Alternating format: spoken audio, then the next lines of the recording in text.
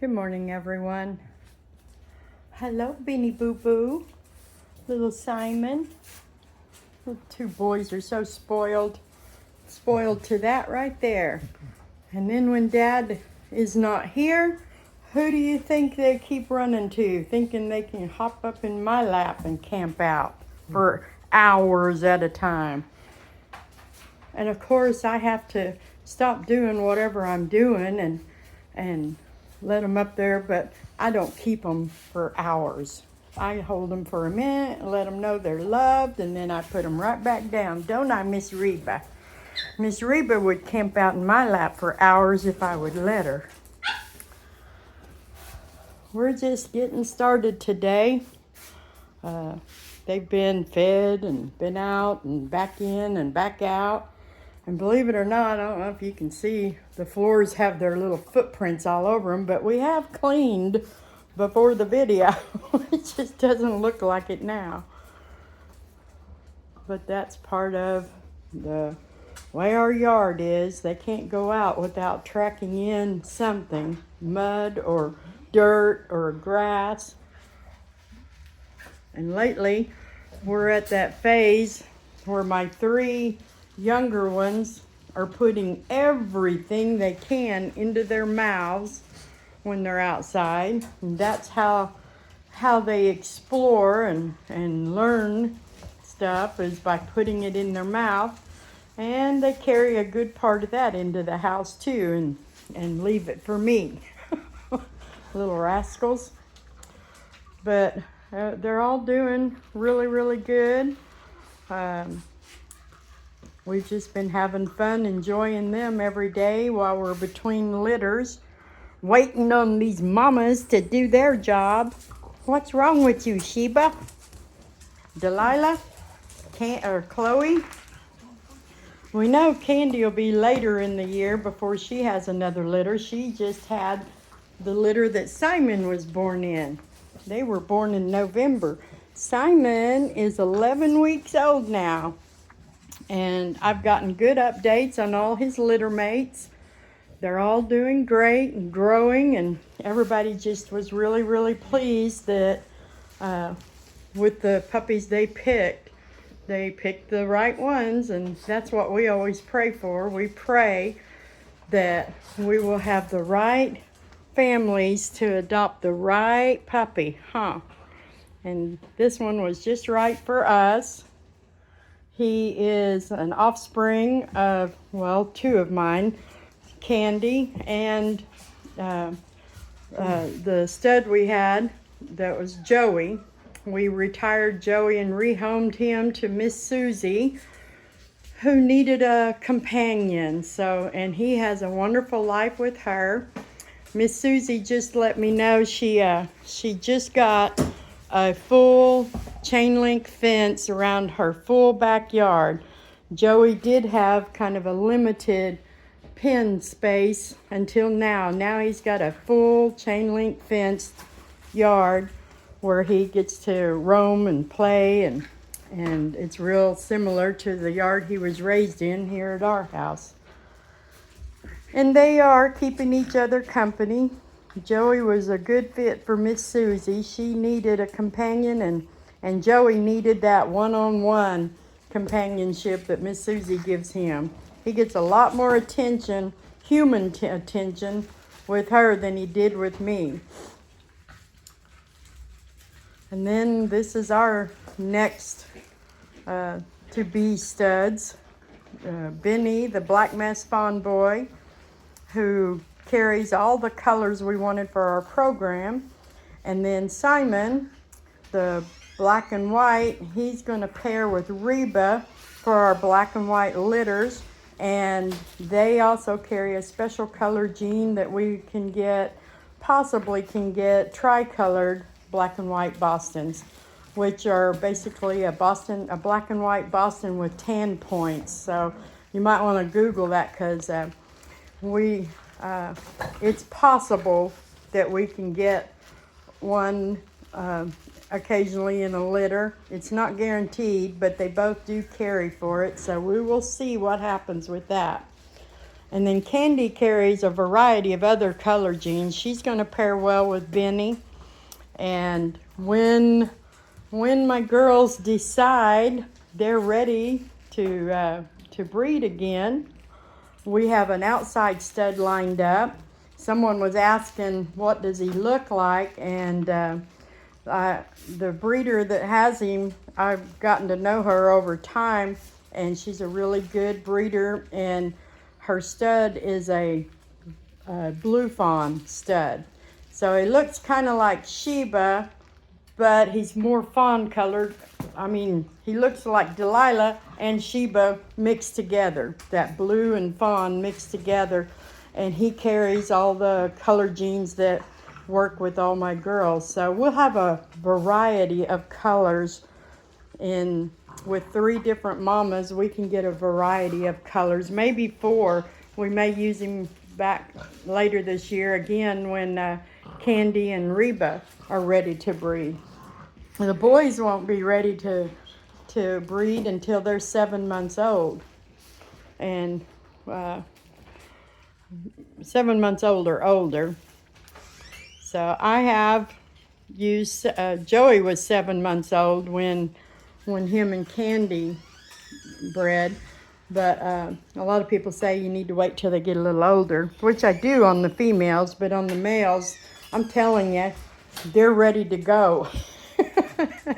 So we went ahead and let Joey breed with Candy, even though he was only 7 months old, and he did a wonderful job. They had a beautiful litter, and there was no problem. I think the only concerns at that young would be you wouldn't want to miss getting pregnant.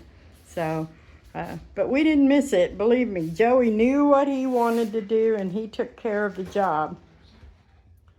But for now, we're going to have to use an outside stud. So we picked a gorgeous one. I can't wait to see what him and Miss Chloe would produce. They carry a lot of the same genes, so probably a rainbow litter. We'll just have to wait and see. But other than that, we're just doing great. I was trying to think of some of the questions that I've been seeing in the comments to try to address. One I thought was a funny one. Someone asked, where do I see myself in 5 years from now? And assuming they were talking about the breeding business side of things, I knew the answer right away. I see myself right where we are right now, huh, honey? We are as big as we want to be. If anything, we might add one more dog to make us an 8-pack, but I'm not ready to do that yet, and I'm not sure I would need to. If I did, it would only be to accommodate a different color. When I first started breeding, I didn't know about all these colors. I've seen many of you stated that in your comments. I didn't know about that either. And I started with 4 black and white Bostons. We had their pictures put on a door hanger, but they produced colored Bostons, and I didn't know what was going on. My first litter had cream Boston Terriers, which are an off-white, and they're kind of rare, and I was in shock. I was not expecting to see white puppies being born from 2 black and white Bostons. So I started learning a lot of things right then. And then my next litter was a mixed litter. It was black and whites, but it also had blue and white puppies, like Delilah there. And again, I was surprised. I was not expecting that. But then I got in with some really good breeders who were very good about sharing information and educating me. They taught me about the color panels and DNA testing, and I started doing that right away and learning what does each dog, what color genes do they carry. And now I can breed deliberately for specific colors. Simon, you want to go out? Dad took everybody out but you, didn't he? Come on, I'll go with you. Come on, you want to go? Come on. Yeah. You too, Sheba. There you go. Good boy. Go, Dee Dee. So anyway, the two things on there that I could reply to, I know we are as big of a breeding program as we want to be. We never wanted to be a big breeder. We're bigger now than I thought we would be when I started. But I do like where we're at now. I do try to improve our breeding program after, with every litter. I try to find ways to improve something. And I like the way we're set up now. My only issue right now is a lot of the dog stuff. I've collected so much dog stuff in the 5 years that we started breeding. We have dog clothes, we have dog medicines, we have dog toys, we have dog beds, we have dog playpens. We have so many dog things, and they're scattered throughout my house, stored in this closet and that closet, and some out here in the buildings. So I would like to build a room on the back of our house here. It would probably go down to the AC unit and all the way down to the end that way. And then we could divide it into 2 rooms and put everything concerning the dogs in it. I would want it to be a regular room with, that we could, like a sunroom, only I want it stable. But with the heat and air and all of that in it. But I would love to have all my dog stuff in one area and free up space in my living room, my office, our bedroom. It's just like all my craft stuff, once you start something, it kind of multiplies and grows. So everything with the dogs has definitely multiplied. But other than that, that's where we see ourselves in 5 years. I started breeding because I was working from home, doing a lot of crafts, and just everything I did for income, I did at home. So why not breed Bostons?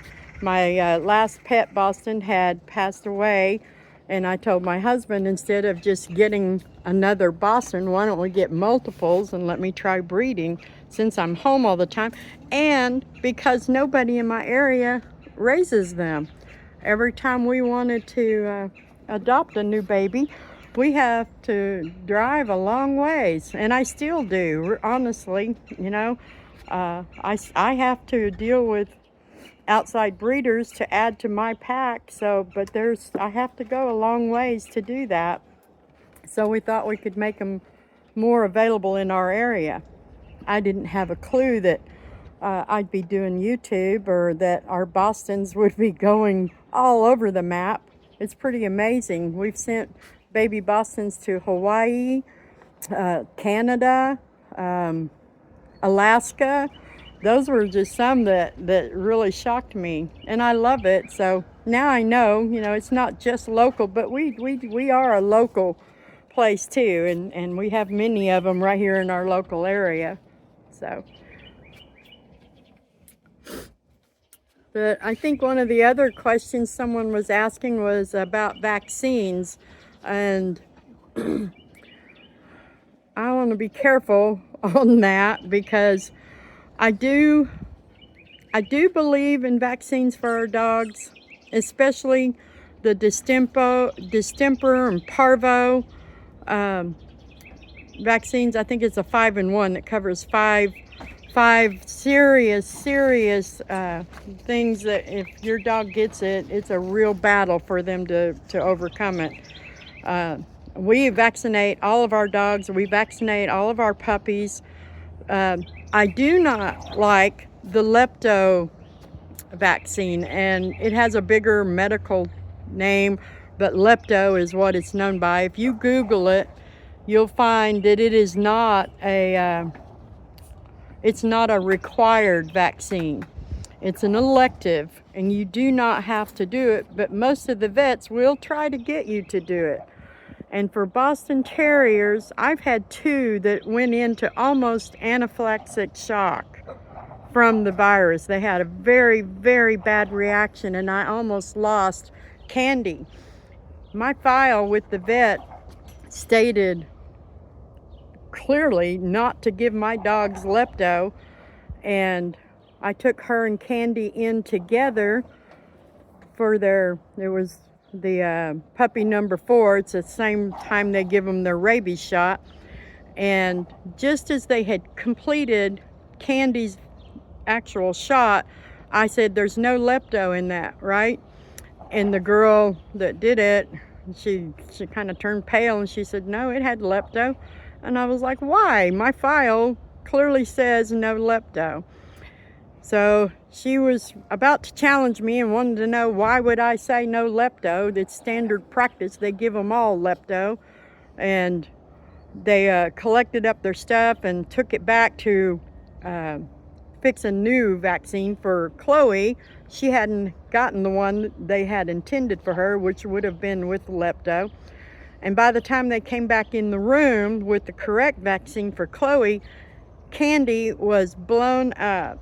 Her face, her eyes, her lips, her tongue, her whole body had swollen up, and she had hives all over her. And I mean, it was just awful. Hey, if you go back through some of my YouTube videos, I videoed a lot of it in between the vet technicians being in the room and stuff, showed you know, how fast Candy had the bad reaction. I was grateful that I was still in their office because they did go right to work counteracting. Hey, Delilah, you're getting a little hateful. They did treat her and counteracted the vaccine, and she got over it. But I had a little puppy one time too that had a bad reaction, and it was an hour after the vaccine before he started swelling up and reacting, and I had to rush him to the emergency vet, which is 3 times higher than your regular vet, and to fix something that should never have happened. So I do not like the lepto vaccine. Please Google it. If you get a puppy from me, I send home an information packet which explains all of that in detail and a little more of the medical side of it. But it is an elective vaccine. You're not required by law to have it. And if the vets try to push you to take it, you don't have to take that either. When the vets ask me why do I not want it and where am I getting my information, I usually just tell them, I'm pretty sure I have the right to reject it. And they say, yeah, you do. So they'll leave me alone on it. But I have had some vets that tried to bully me and make me feel like I was too dumb, you know, to question their opinion. And if you do your research, you can stand up to vets like that, and you can show why you don't think your dogs should have it. My dogs are in a fenced-in yard. They are not exposed to the type of things that would give them a greater risk to the leptovirus, and there's just no reason for them to have it. There are some exceptions, I do get that, you know, but there are also some other methods of getting the vaccine. Like, you can wait until they're a year old and give them the vaccine, and it's a much safer for your dog, for your Boston Terrier. So just do your research and read up on that, because it really is, you can lose your dog over something like that. But anyway, I ended up going on a lot longer than I thought, but I was just trying to help out. I know that people ask me questions, and I love that. I'm not an expert, but I have a little bit of experience, and I'm learning all the time. So I don't mind answering questions whatsoever. If I don't know, I'll tell you I do not know. And what I do know is only my experience. It is not expert advice by any means. So, but I always say, listen to your vet, but talk to breeders. Breeders have the experience, and they know on a wider variety, you know, more than just one pet. Every dog's different, but if you talk to a variety of people who have a variety of dogs and experiences, I think you get a little bit more wisdom that way and can make your own decisions based off of, you know, well-informed opinions. So, but I do love our vet, and I do listen to my vet. He's actually with me, the vet I'm with now, the one who gave Candy that vaccine by mistake. We are no longer with them. And but we do have a new vet who does support my decision not to give the leptovirus vaccine. Delilah goes crazy when he walks out there. She just wants to play. But my vet has also told me, you know, there was once when he said he was beginning to see some dogs come in with the leptovirus. So he stays on top of it too. He doesn't want to give them anything that they don't need. And at this point, we do not need that lepto vaccine. So I also live in city limits, and like I said, my dogs don't roam. They don't drink out of ponds or stagnant water or chew on dead animals. Those are your better ways to be exposed to the virus. She's crazy. She's crazy. She'll play with anything. She will obsess over it. It's hers. Now she got all foamy at the mouth. Anyway, I don't want to watch that. What are you doing, Simon?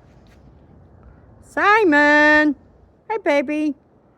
Putting everything he can in his mouth. Anyway, that's our video for now. I'm going to get off of here. It looks like it's going to be a really good sunny day for them to be outside a lot. And Dad's cleaned up the yard already, and they're digging up rocks. Oh, anyway, y'all have a blessed Tuesday.